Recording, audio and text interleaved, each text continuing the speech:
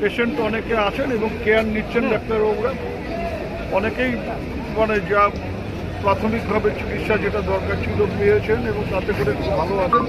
কয়েকজনের অপারেশন হয়েছে শুনলাম, তাদের দিকে স্পেশাল কেয়ার রাখতে হচ্ছে। দুটো বাচ্চা আছে তার মধ্যে, তারও অপারেশন হয়েছে বা আরও 2-3 জনের অপারেশন হয়েছে। ডাক্তারবাবুরা সব রকমভাবে দেখছেন, জুনিয়র ডাক্তাররা, সিনিয়র ডাক্তাররা সবাই মিলে ঝাঁপিয়ে পড়েছে।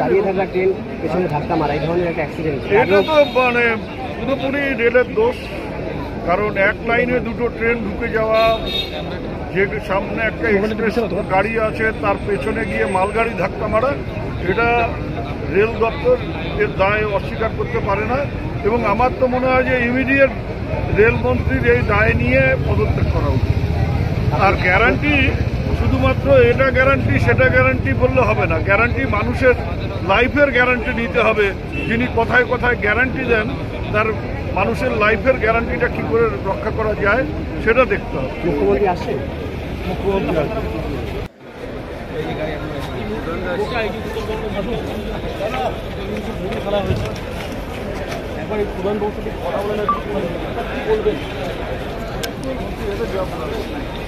আপনি কি খবর পেলেন? কোর্টে গিয়েছিলেন না এখানে এলেন?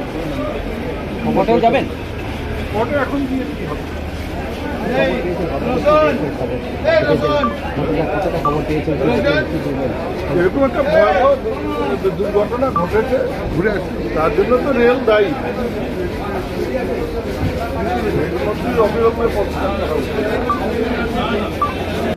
পেশেন্ট অনেকে আছেন এবং কেয়ার নিচ্ছেন ডাক্তারবাবুরা।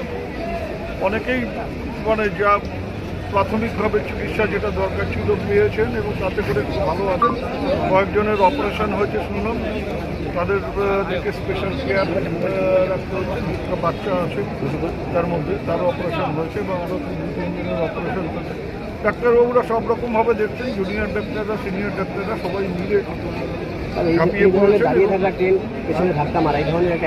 এটা তো মানে পুরোপুরি রেলের দোষ, কারণ এক লাইনে দুটো ট্রেন ঢুকে যাওয়া, যে সামনে একটা এক্সপ্রেস গাড়ি আছে তার পেছনে গিয়ে মালগাড়ি ধাক্কা মারা, এটা রেল দপ্তর এর দায় অস্বীকার করতে পারে না।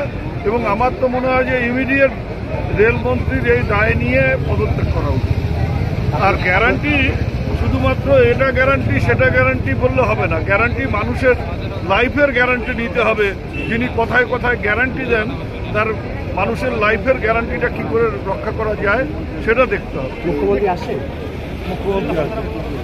আপনার কি পারিবারিক অশান্তি, দাম্পত্য জীবনে কলহ, আর্থিক অনটন, বাস্তু মাঙ্গলিক দোষ, প্রেমে কিংবা বিবাহে বাধা, যে কোনো রকম সমস্যা থেকে মুক্তি পেতে চলে আসুন জ্যোতিষ শাস্ত্রী শ্রী শ্রী সঞ্জয় বিশ্বাস গোস্বামীর কাছে। Chamber Radha Gobinda fancy stone house, Debinagar, Alipurduar.